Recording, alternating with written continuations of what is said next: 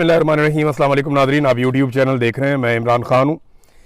बड़ी खबर ये है और सबसे ज़्यादा सवाल ये उठाया जा रहा है कि क्या पाकिस्तान ईरान के साथ किसी जंग में जाने वाला है। तो इस सवाल का जवाब इस वीलॉग में हम ढूंढते हैं। बहुत सारी आलमी खबरें हैं मशरिक़ वस्ता से ख़ास तौर पर, और उस पर हमें इन चीज़ों का जवाब मिल जाएगा। सबसे पहले तो ये है कि ऐसा बज़ाहिर दिखाई दे रहा है कि सऊदी अरब दीगर अरब ममालिक के साथ मिलकर ईरान के ख़िलाफ़ जंग का हिस्सा बनने जा रहा है। और इसका जो सबसे बड़ा सबूत है वो तो ये है कि अमेरिका ने अपने हमले को फौरी तौर पे खलीजी ममालिक से निकलने का हुक्म दे दिया है।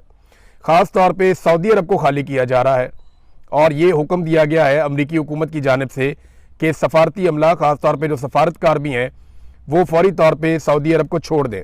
दीगर ममालिक से भी अमरीकी बहुत बड़ी तादाद में निकल गए हैं।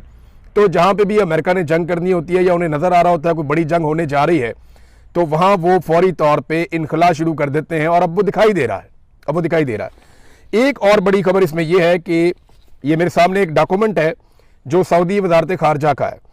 इसमें ईरान को वाज़ेह वार्निंग जारी की गई है और बैनुल अक़वामी अखबारात में ये खबर छप चुकी है। सऊदी अरब ने ईरानी मौक़िफ़ को गलत करार दिया कि हमारी सरजमीन ईरान के ख़िलाफ़ इस्तेमाल हो रही है। यानी सऊदी अरब का मौक़िफ़ ये है कि अरब ममालिक जहां अमरीकी अड्डों पे ईरान ने अटैक किया, उन ममालिक के अड्डों के ऊपर से ईरान के ऊपर कोई अटैक नहीं हुआ। तो फिर ईरान के ऊपर अटैक हुआ कहां से, ये सवाल अपनी जगह मौजूद रहेगा। लेकिन सऊदी अरब का मौक़िफ़ ये है कि ईरानी सदर का दावा भी गलत है कि हमारे मुल्क से या हमारी बेसिस से, जो यहाँ पे बेसिस हैं अमेरिकन की, वहाँ से इनका दावा है कि ईरान के ऊपर हमला नहीं हुआ। और ईरान ने जो हमले किए हैं, जिनको ईरान जवाबी हमले कहता है, वो बिला जवाज़ हैं। सऊदी अरब ने सख्त अल्फाज इस्तेमाल किए हैं और साफ ईरान को एक तरह से जंग का नोटिस या धमकी दी है। और पाकिस्तान ने जो है उसके बाद ये स्टेटमेंट दिया है कि हम सऊदी अरब के साथ या सऊदी हुकूमत के साथ एक दिफाई मुआहदे में हैं। ये पाकिस्तान ने कहा है इस सिचुएशन के बारे में। अब पाकिस्तान ने क्या किया और पाकिस्तान क्या जंग में उतर सकता है, यही है ना अब तक का सबसे बड़ा सवाल। तो सबसे पहले तो आप ये देख लें कि प्रोफेसर जियांग, जिनके बहुत सारे इंकशाफात या बहुत सारी उनकी पेशन गोइयाँ वो बिल्कुल दुरुस्त साबित हो रही हैं, ये चाइनीज़ प्रोफेसर हैं। प्रोफेसर जियांग ये कहते हैं कि अगर जंग बढ़ी तो पाकिस्तान का बड़ा अहम किरदार इसमें हो जाएगा। अब पाकिस्तान एक दिलचस्प सूरत हाल में है, क्योंकि 12 रोज़ा जंग के दौरान पाकिस्तान ने ईरान की हमायत का इजहार किया था, लेकिन चंद माह बाद पाकिस्तान ने सऊदी अरब के साथ एक बाहमी दिफाई मुआहदा कर लिया। ये जो 12 रोज़ा जंग थी, ये पिछली थी जो जून 2025 में हुई थी। उस जंग के बाद पाकिस्तान ने सऊदी अरब के साथ एक दिफाई मुआहदा कर लिया था, जिसका मतलब यह है कि अगर सऊदी अरब पर हमला हुआ तो पाकिस्तान उसके दिफा के लिए सामने आएगा। प्रोफेसर जियांग के मुताबिक अगर इसराइल सऊदी अरब के खिलाफ मजीद फॉल्स फ्लैग कार्रवाइयां करने में कामयाब हो जाता है और सऊदी अरब ईरान के खिलाफ जंग का ऐलान कर देता है, तो इस मुआहदे के तहत पाकिस्तान को भी ईरान के खिलाफ जंग में शामिल होना पड़ सकता है। उन्होंने कहा कि यह इम्कान भी हो सकता है कि अमरीका ईरान के खिलाफ ज़मीनी रास्ता जब इस्तेमाल करे तो पाकिस्तान के ज़मीनी रास्ते से वो लड़ाई शुरू कर दे, क्योंकि ईरान का जनूब मशरकी इलाका निस्बतन ज़्यादा कमज़ोर समझा जाता है, जबकि शुमाल मगरबी हिस्सा ईरान का जो है वो मजबूत है। यानी जो ईरान का एरिया तुर्की के साथ या इराक के साथ लगता है, वहाँ पर मादी में बहुत लड़ाइयाँ भी उन्होंने लड़ी हैं, तो उन्होंने अपना सारा जो मिलिट्री इंफ्रास्ट्रक्चर है वो वहाँ पर डेवलप किया है।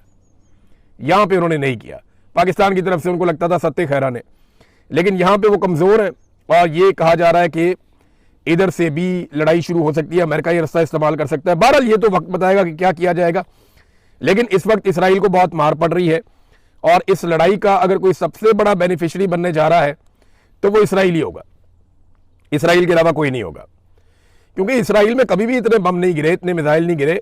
इसराइल ने वहाँ पर जितने भी कैमराज हैं, फुटेजेज हैं, सारी ख़त्म कर दी हैं और वो किसी को अलाउ नहीं कर रहा कि सोशल मीडिया के इस्तेमाल के जरिए से तबाही का कोई मंजर बाहर निकाले।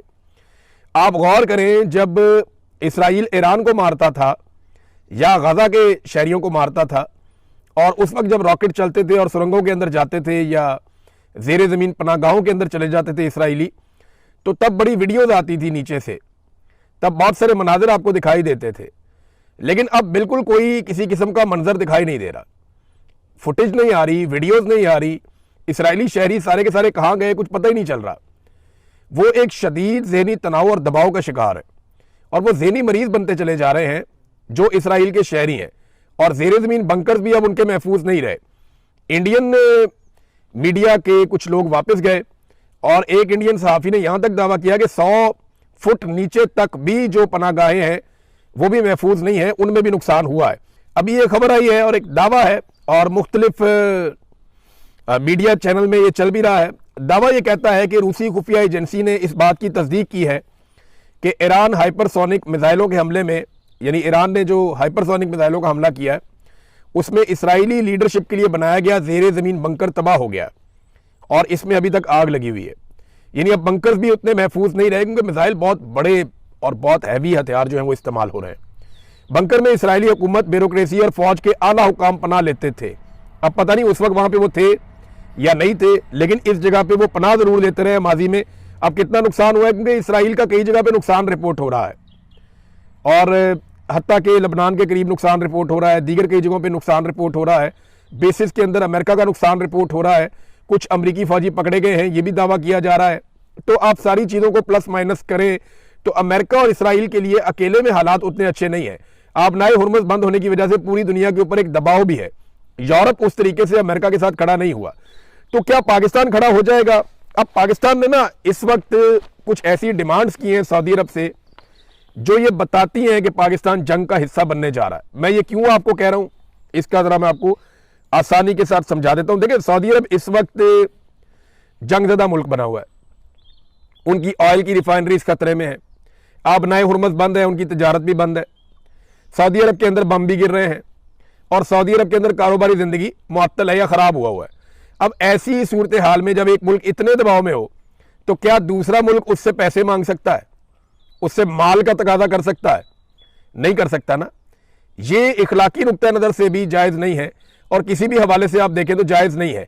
लेकिन पाकिस्तान ने ऐसे वक्त में जब सऊदी अरब शदीद दबाव में है, पाकिस्तान ने खतरात से घिरे हुए एक मुल्क से उसके तेल के रस्ते बंद होने के बावजूद, माशी दबाव के बावजूद पैसा मांग लिया है। पाकिस्तान ने मांगा क्या, ये जरा आप देख लीजिए, इसमें आपको सारी कहानी मिल जाएगी। ये दुनिया भर के मीडिया में छप गया। 10 साल के लिए पाकिस्तान ने $5 अरब का डिपॉजिट मांगा है कि हमें कर्जा दे दें आप $5 अरब और 10 साल के लिए वो डिपॉजिट आप हमारे पास रखें। अच्छा, याद रखिएगा सऊदी अरब का पहले ही पैसा पाकिस्तान के पास है, तो बहुत मुमकिन है ये वही पैसा जो है उसको 10 साल के लिए पाकिस्तान कह रहा है कि आप इसको हमारे अकाउंट में रहने दें, पैसे को आप ये पैसा अगले 10 साल तक हमारे अकाउंट से ना निकालें। 8 चीज़ें मांगी है पाकिस्तान ने सऊदी अरब से, जो 2 बड़ी चीज़ें मैं आपको बता देता हूँ। नंबर 1 तो ये है कि 10 साल के लिए $5 अरब आप हमारे कौमी खजाने में जमा रहने दें।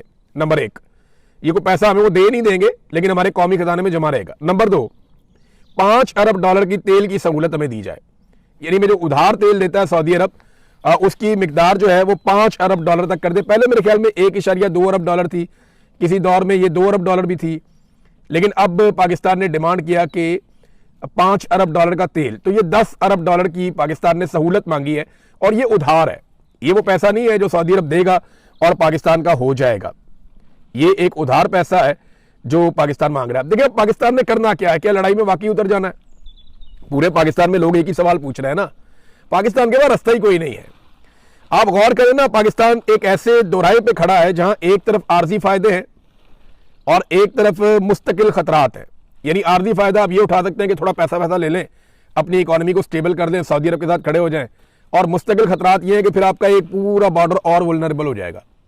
आपने इंडिया के बॉर्डर के साथ कभी नॉर्मलाइजेशन नहीं होने दी, ना इंडिया ने होने दी। अब अफगानिस्तान के साथ भी आपका वही पंगा है, रोजाना लड़ाई हो रही है। अब ईरान के साथ भी अगर आप ये करेंगे तो पाकिस्तान का कोई एक बॉर्डर भी महफूज नहीं रहेगा।